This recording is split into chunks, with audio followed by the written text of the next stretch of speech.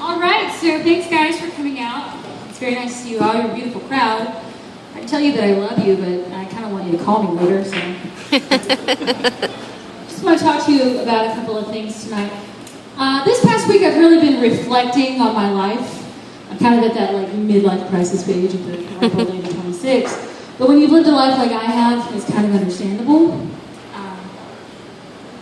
Is anyone here tonight kind of like out with their significant other, or they're out on a friend's night, or whatever like that? Anybody know what's doing that tonight? I know. You all live very depressing lives. Okay, well, if you were, let's pretend, for the sake of the joke, let's pretend that you are. Oh, that's great. That's nice. It's like, see, it's a nice, normal thing to do. Come out to a bar, have a few drinks with your friends and everything like that. That is actually not something that me and my friends do. And that's because normal really has no business being in the same sentence with us. Let me just ask you this, because it'll kind of give you some better insight. Has anyone ever in this room woken up, passed out, drunk on someone's back porch? Yeah. Okay, and you woke up and you're not wearing any pants. Alright, well now how about not wearing any underwear as well? No one. Or me. Okay, well, we've been there, me and my friends, yeah, we call that a Thursday at brunch. They're great people, man, I love them. They're so accepting of me as a human being, and I appreciate it so much. Like, they appreciate it no matter how much I try to do all this. By the end of the night, I'm always going to look like what would happen if Alice Cooper just let himself go. And they're accepting of my philosophies in life, like the fact that I don't believe that you have to wear pants to the Mexico anymore. It's optional. And you learn so much from them. You learn all the time, little tidbits they don't teach you in school, like the fact that you should never date a guy that wears more nail polish than you. The recipe for heartache. Or the fact that 4 Foster's beers and a gas station burrito is not a balanced breakfast. That's helpful to know in advance. But probably the most valuable lesson that I've ever learned from my friends is that you should use spray cleaner with discretion. Yeah. So I worked at the Home Depot, and that job can be pretty like physically strenuous. And so when you're doing physical labor, what is the natural reaction of your body, ladies and gentlemen? Sweat. To sweat. Oh, good class. Okay. So for that day, I for some reason had blanked out completely and forgot to wear an antiperspirant. I'm talking to my friend via text about this epic blunder in hygiene that I've had. And they just say, you know, that happened to me one time. I sprayed a little disinfectant under there, it took the smell away. And I'm thinking, this is a great idea. So I head to the cleaning supply closet. Yeah, all right, ready to work. I'm working away, start to kind of itch. I don't really think anything about it, whatever, man. And it really isn't until the itch begins to blossom into a burn that I kind of start to panic. And it just keeps magnifying to the point that I am running through the aisles at Home Depot with my arms like this going, fire! Home fire! Burning! I get to the bathroom and slam the door. I'm throwing water under there as I'm dialing my friend. They answer the phone like, hey, what's up? And I'm like, what the fuck have you done to me? What do you mean? Your little advice on the spray cleaner has successfully set off a wildfire in my armpits. Oh no. Well, what do you want me to do? Oh, nothing. I managed to put it out with the fire extinguisher. Bring that fucking shirt. Some minutes pass and I hear it on the door. It's them. I let them in, where they are greeted with me standing there like this. With no shirt on. They take one look at this disaster and they say, what happened to you? And I'm just like, I don't know. I put it under there like you said. Well, what did you use? I don't know, man. It's in the bottle over there on the counter. They pick it up and they look at that shit and they're like, Brandie, this is all-purpose cleaner. And I told you to use a disinfectant. What's the difference? Well, the difference is one's for removing odors and the other's for cleaning your toilet. You have successfully bleached your armpits. What the fuck were you thinking? I don't know. Obviously, somewhere. Just give me the fucking shirt. Lovely time had by all in that situation. And ladies and gentlemen, that's the story of the first time that I gave myself a chemical burn, but sadly not the last time. That's a story for another day. I love my kids. Do you ever get crazy calls from your friends at night? Yeah, I'm not talking about like when they butt dial you and they're singing some song or some shit. I'm talking about a truly crazy call. A call with my best friend the other day went a little something like this. Hey man, what's up? I'm bleeding to death. Okay, well, define to death. And do you have any duct tape? What has happened is that she has the birth control implant in her arm. And after a few shots that night, she decided that her solo surgery skills were on par with that of the professionals at the medical clinic. And to her credit, she did her best. I mean, she's got like alcohol wipes, cotton balls, neosporin, bandages, and all that. But then she also has a razor blade from a box cutter and a pair of general use pliers for the extraction process, of course. So she proceeds to cut an inch-long incision in her arm in the wrong spot. She now has a gaping hole and is just free bleeding everywhere thanks to alcohol and poor depth perception. Ladies and gentlemen, that's how I shared my Saturday night with my friend, trying to explain via cell phone how to make a homemade turkey. You can't make this up. I love these people. I do so much with them. I experience so much. I cheat death sometimes because of them, actually.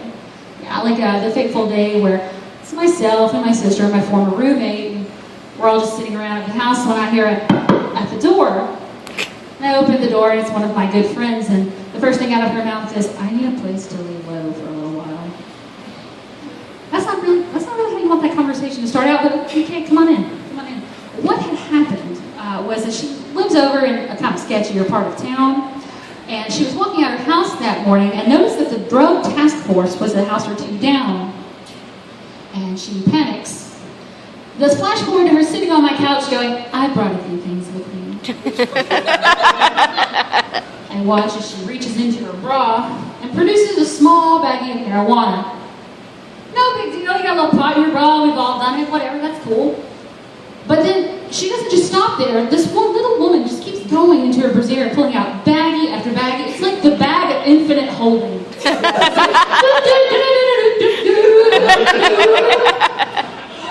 I'm sitting back with her looking at all this like, there's enough shit on this table to pay my way through college the next year. Oh my God. So now it's a dark and stormy kind of day, and we're bored, kind of sitting around the house, and we decide, hey, you know what? They can't find these drugs if we use them.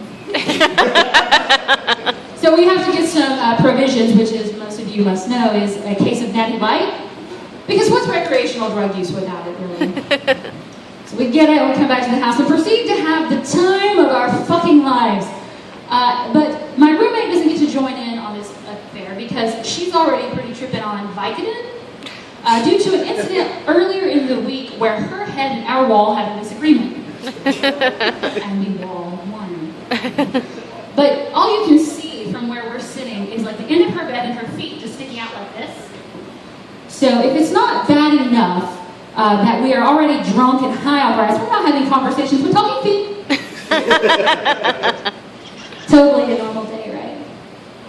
So we drink, we pass out, we wake up the next day with the meanest fucking case of the munchies I've ever had. And we decide unanimously that the vote is for McDonald's. Get in the car, head to the one down at 7 Points in Florence, and oddly enough, it's closed. So we decided we're going to go to the other one. Now, recall, ladies and gentlemen, that I told you that it was a dark and kind of stormy night. Yeah, well, that's because it was April 27th, 2011. For those of you unfamiliar with that day, that was the day that this area was affected by one of the most heinous outbreaks in tornadoes in the past probably 30 to 40 years. On Florence Boulevard, coming down is a funnel cloud just leaving destruction and chaos in its wake. And where are me and my friends? A street over going, yes, we'll take 4 10-piece chicken McNuggets. You know what the valuable lesson I take from that story is? See, Grandma, not everyone dies when they're on the boat.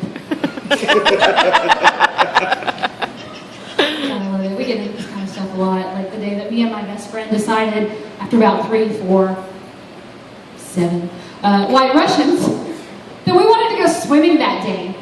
And so we call up a couple of friends, everyone comes over, load up the car with, of course, an exceptional amount of beer in tow. And we go up to this little place in Tennessee called Porter's Creek. Now, if you're not familiar with the area, Porter's Creek has a bridge that runs across it. So we're up there, drinking our asses off, having a good time, when my female friend decides that she's going to convince the only male friend on this trip with us that they need to jump off the bridge. So, that old adage, right? So they get up there, and they're standing up there looking down, and another important piece that you need to know is towards the bottom of this bridge there's a long steel pipe. Okay, so they're up there looking down, and they're not too comfortable with jumping from there.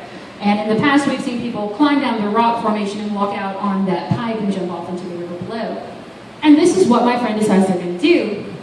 Except she doesn't decide to go back. She decides that she's going to scale the side of the bridge like some kind of inebriated Spider-Man.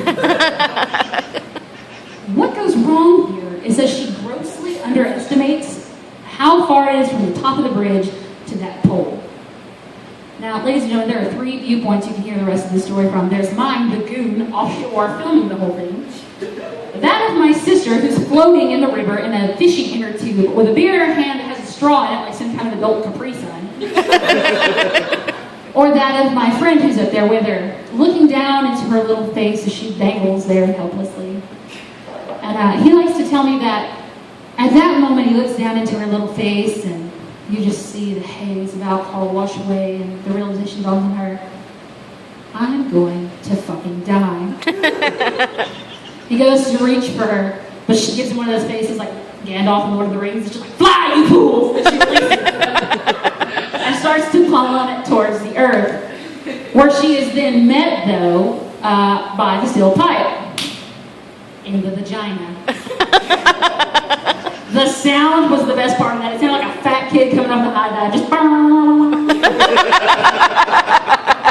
She hits this pipe, straddles it, ricochets backwards into a majestic backflip. Her hair is all spread out like Sonic the Hedgehog, and lands ass first in the river. And so no one says anything for like 15 seconds because we're all waiting for the pieces of her to float back up. And they never do. Now, I have been left in charge by her husband to take care of her because we tend to get into this kind of stuff a lot. And so upon that realization, my first thought isn't, we should go in after her, or fuck, we better call 911. It's, shit, how far is it to Mexico? So I'm definitely going to have to get there if he catches one of this. God damn it, I filmed it! I filmed her death! There's no getting out of this. So just as I'm about to go in, she emerges from the water. I'm going to knock that off. She emerges from the water, laughing her ass off. Jump in, guys, the water's fine! We watch in astonishment as this bitch swims to the side of the river, gets out and opens another beer. The day goes on, the party continues, and we live to fight another day. Thank you, ladies and gentlemen. You've been great.